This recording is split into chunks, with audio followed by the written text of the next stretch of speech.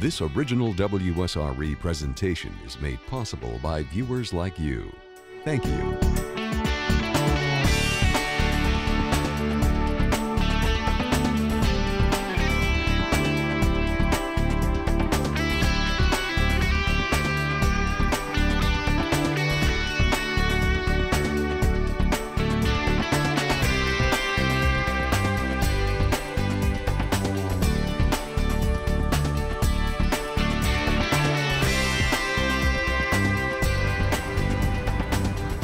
A trip to the airport may be something you dread or you welcome.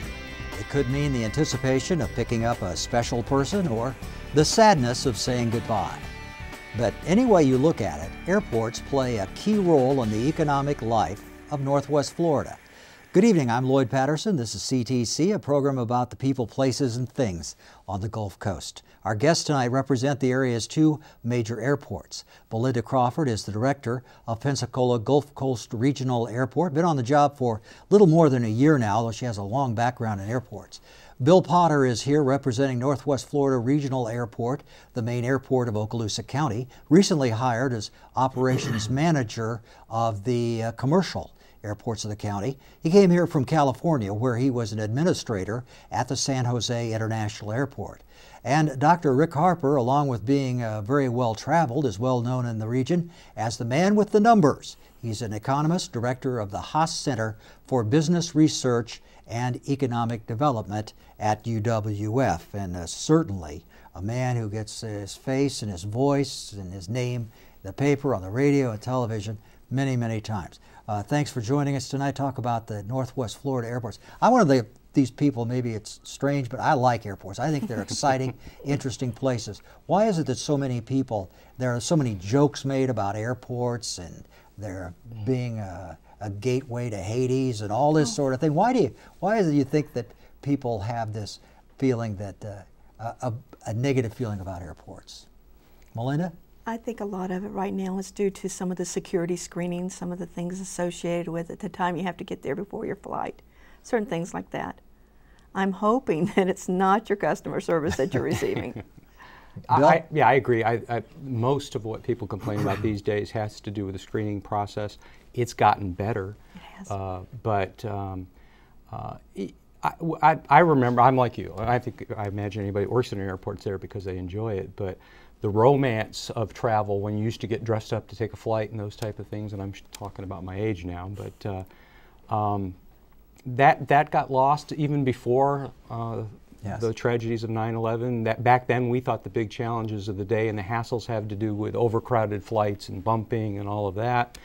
And then of course when 9/11 happened, but it's our objective to try and make it obviously as pleasant as we can for everybody. Rick Harper, do you look forward to going through airports, or do you dread it? Well, as long as I have a good book, I'm okay with airports. Air travel is, of course, so much more convenient than the alternatives, and so it is worth it. And if you schedule your day, your experience, so that you're all set up with your laptop computer or with your good book or your cell phone, then I think it can be just a fine day. People who are familiar with airports in Northwest Florida, both the one in Pensacola and the one at Eglin, the commercial airport, know that you've been undergoing some big changes at constantly new buildings, changes going on. Melinda, are you about through with the building project, or is it still going on? We're winding it down. I think you will see it completed sometime in the January, February timeframe. It's about an $81 million project in total with the rental car project and the terminal. But I think it'll be winding down around January, February. We'll take a look at the video from Pensacola Airport. It's changed a lot over the last 10, 15 years, hasn't it? It has. We just did a major part of this expansion is the ticketing area and a new inline system. A new inline system. Yes, a new inline baggage system. Basically, you're now once again able to go up to the ticket counter, drop your luggage off, and leave it, and it goes through the system, and the airlines pick it up in about 3.5 minutes. It takes it to be screened. Airports must do timing experiments on how long it takes a person to get inside the gate or inside the front door of the airport to the time that they get to the boarding area? What is a good time and what kind of times are you doing at Pensacola? Well, you know, a lot of it depends on the travel banks. There are certain flights that go out at the same time, and so we really don't have a set time. We just try to accommodate it and facilitate it as much as we can as the airport. Bill, what about at BPA? Well, same type of thing. Unfortunately, the industry is noted for the airlines trying to schedule the flights all at the same time. So so that obviously results in peaking problems. But the part we control as the airport administrators, we try to make the designs work and flow the people as quickly as possible. The airline staffing enters into play. TSA, I think, as compared to some of the horror stories that we all make jokes about, actually has made some real improvements both in technology and their staffing. Transportation Safety Administration. Transportation Safety Administration, I'm sorry. And they've gotten there. They've got a goal of trying to get everybody through in about 10 minutes, and I think for the most part they hit that. But people just don't relax until they get past security, and then they're in their gate, and then they can take that deep breath and kind of try to enjoy the experience again. Let's take a look at some of the numbers. Airports have a big impact, and there was a study done not too long ago looking at all the airports in Florida, and we see with the Pensacola airport the financial impact, $124 million. Northwest Florida Regional, $44 million. Now, Rick Harper, help us out with this. What does that number actually mean? Well, the way that economic impact studies like these are generated is to look at the spending flows which go into the local economy, how many staff are employed at the airport, what are the local purchases, fuel's going to mean less because most of the value there comes from Texas or somewhere else, wherever that fuel originates, as opposed to the local margin. And so as you look at spending flows, they're largely related to the volume of passenger traffic that goes through the airport. And so yes, airports are an important economic driver. The academic literature suggests that growing your airport is a strong inducer for growth, particularly on the passenger travel side, that cities with more passenger travel tend to grow more quickly. Cargo, not so much. Memphis, Louisville are the big cargo hubs in the United States because of UPS and FedEx, and those are located in slower growing areas. But yes, airports are an important contributor to economic growth patterns. Now, let me make sure I understand this, because I think this is a very important point. You suggest that building a better airport, making the airport looks better, will lead the growth of an area rather than the area grow and you follow it with a better airport. Those things are determined simultaneously, that rapidly growing areas with lots of business opportunity tend to attract more flights, and at the same time, areas which are successful in recruiting more flights tend to experience growth. The academics have tried to sort out those issues of chicken and egg, what causes what, and they have found, in fact, the data suggest that if you can recruit new carriers, low-cost carriers, standard legacy carriers into your market to offer more flights, that does contribute to population growth and business growth. Melinda, how do you see the relationship between what you do at Pensacola at the airport and the whole economic health of this area? Well, you know, we see ourselves as an economic engine. We have about 1,300 people badged to work at your airport. And I think the recent study said that there were about 5,700 jobs associated with the airport in one way or other. When the airport was first developed back in '35, we were built primarily to assist and to facilitate the economic engine at that time, which was the port, to carry out the seafood. And now we see ourselves as an economic engine. Speaking of that, there is, this is the 75th anniversary of the Pensacola Airport, and just give a little plug for now Hagler Field was what it was known as at the time, is that right? That's correct. And it was purchased by the city of Pensacola on November 1st, 1935 for $50,000 for 525 acres where we currently sit. And look at this, there's nothing but field out around there, that was probably way out in the country. It was. when they bought that But land. you still had a noise complaint back then. I don't think so at that point in time, because we were very much separated from the city. Okay, 75 years. Does that make it one of the oldest airport in One of the in oldest Florida? in the city. I mean, in the state. Yes. In the state of Florida. Okay, Bill, same question to you. How do you see what your airport does in relationship to the overall economic health of Fort Walton Beach Destin? Well, much like the doctor was saying, every airport, to one degree or another, I think, is an economic engine. I think it is safe to say, though, that unless you have adequate air service, the business community will suffer from it, or businesses will tend not to want to locate in that region. But we, just like the other airports in the region, or every airport in the nation, our business is to make sure that the businesses are supported, both the ones that are on the airports as well as the local community. In both of our cases, that the servicemen and women can get where they need to go. We're a major teammate, obviously, with Eglin. We're a tenant of Eglin. But in trying to support our region here in Northwest Florida, we want to make sure that there are adequate air services there to support the economy, and of course in this area, tourism.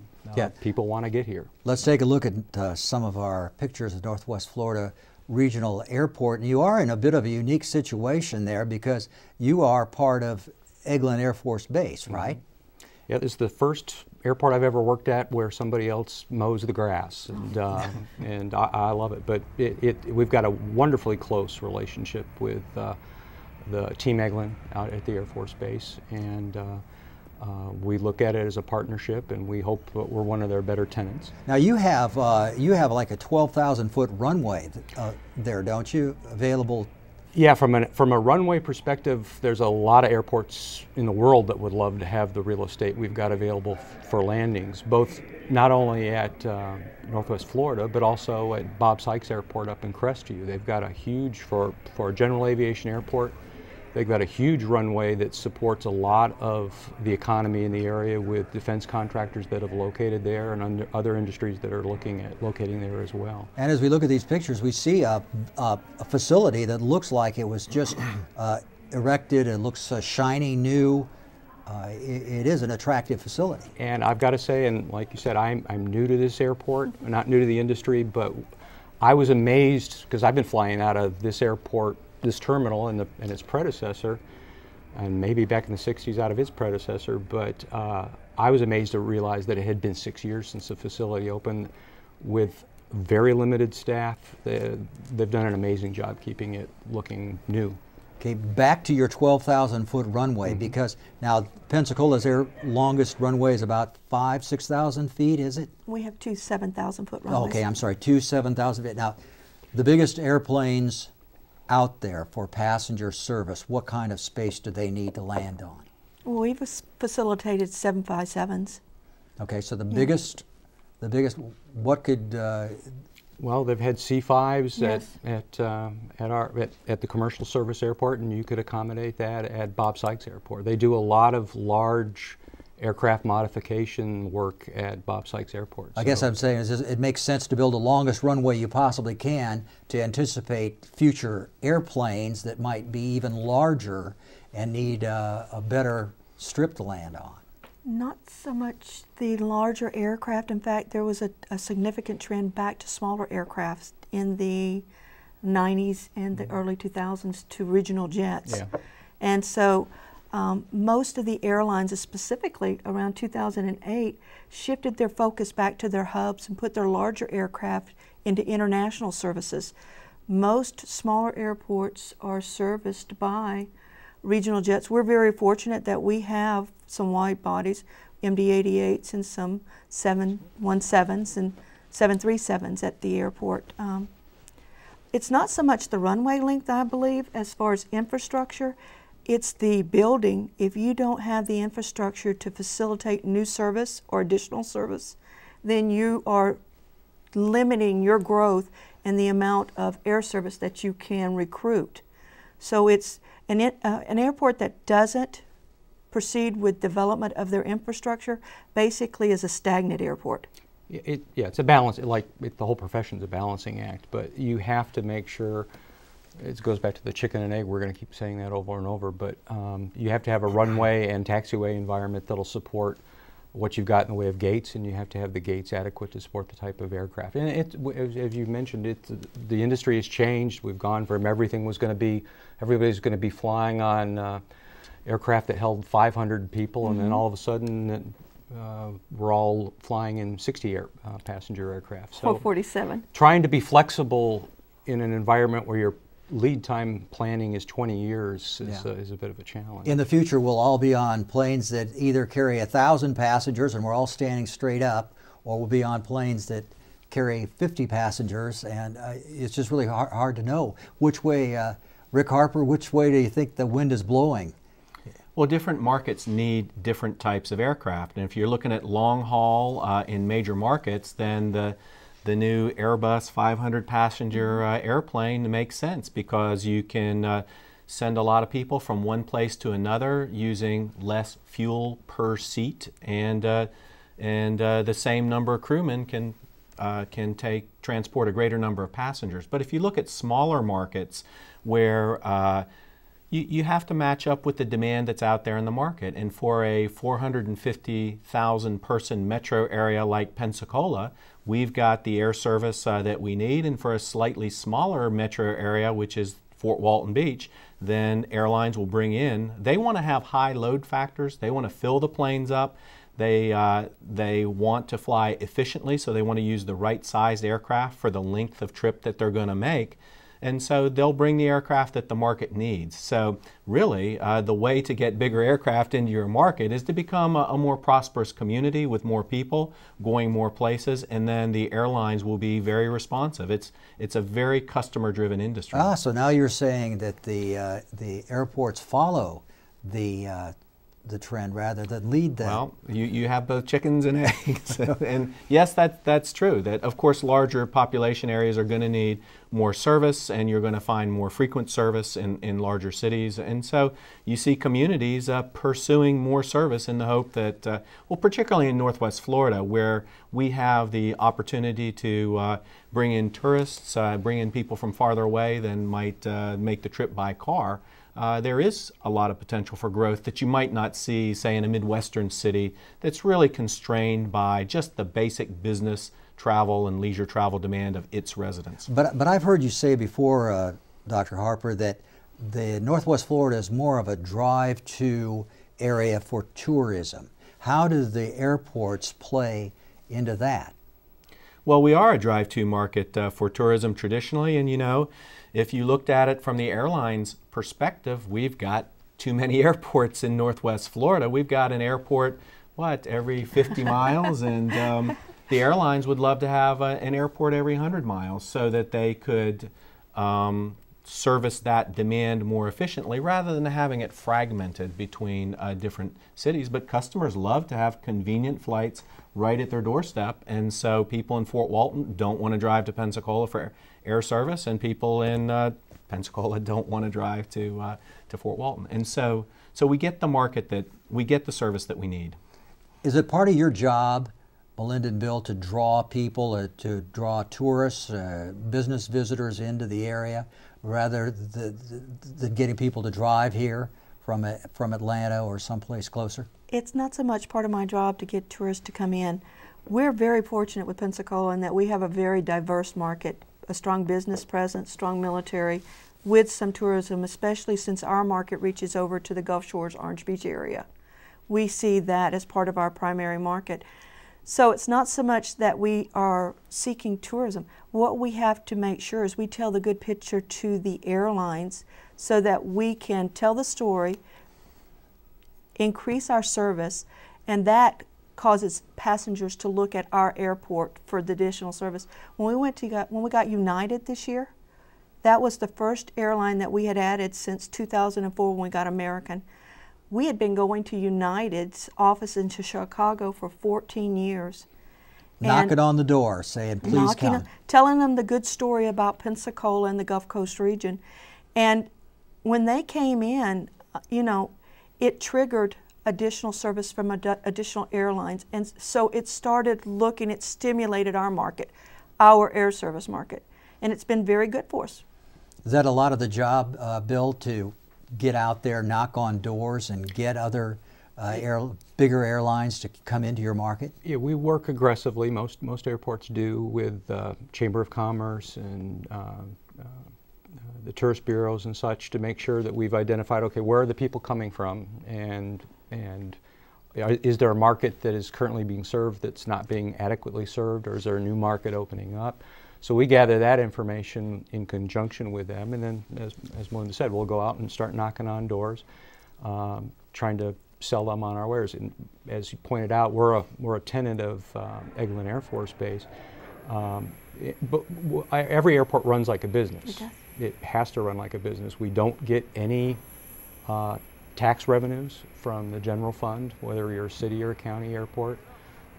We have to make it on our own. So one of our jobs is to get our expenses, our quality service, safe service, but at the lowest cost possible, so the airlines will want to come here and service those markets. And neither Pensacola or your airport at Fort Walton Eglin, neither one get any tax revenue from the general fund. We operate solely by the revenue that we generate from fees and charges and user fees. All right.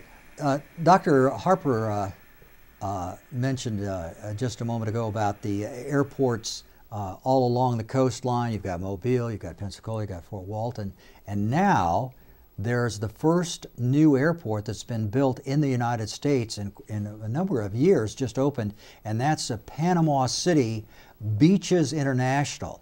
This is a look at this airport.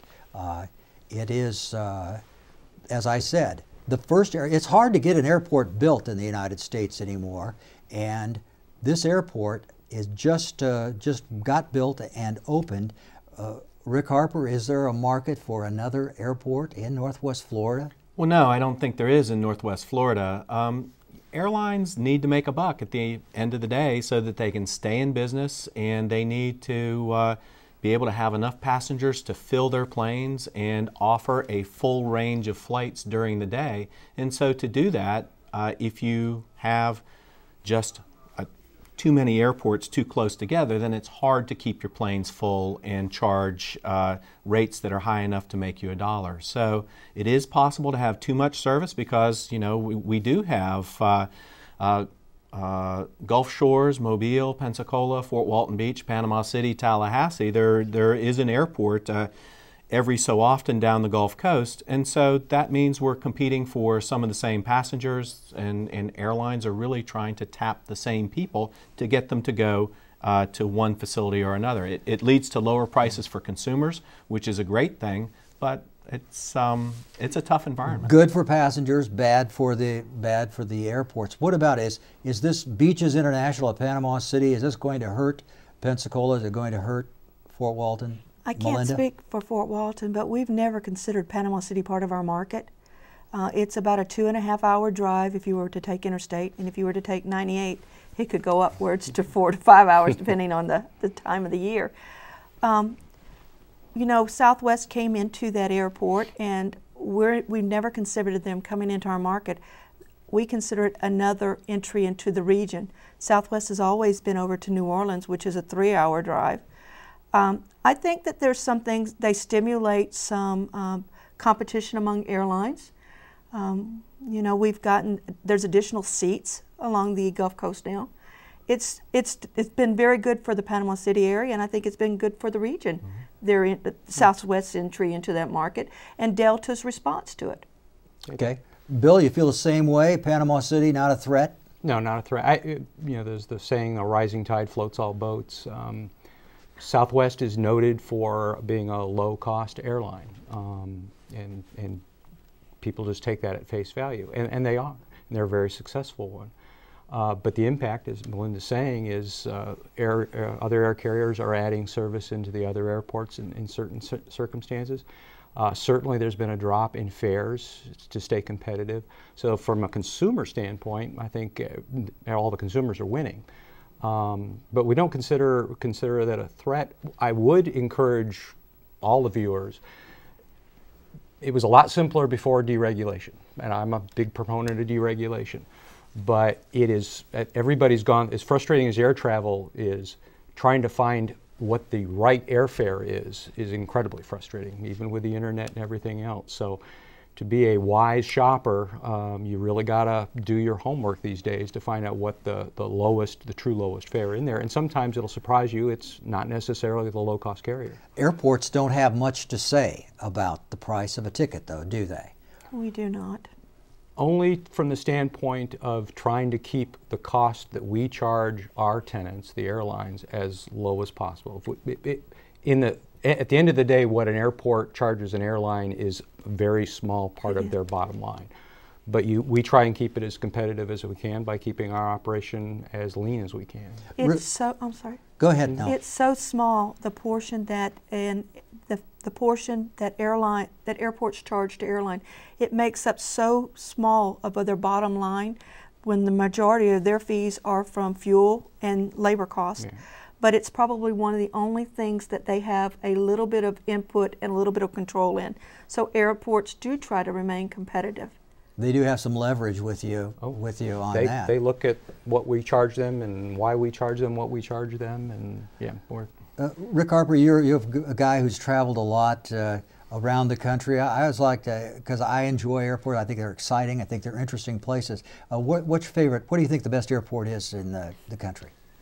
Well, I'm going to swim against the flow here and say that I always try and schedule my connections through Atlanta because there's more service there in case there are delays. I have a better chance of getting a flight. I think it's well laid out, it's accessible. I don't like to originate or end in Atlanta because getting in and out of the passenger section of the airport is very time consuming, but that's the one that I try and connect to. Of course, I think our local airports are super. I love the free internet service that we have here that we don't have at some larger airports. And I think, do you think a lot of people associate the hassle factor of airports with the getting to the airport and adding that into the equation where that's really completely outside of your area?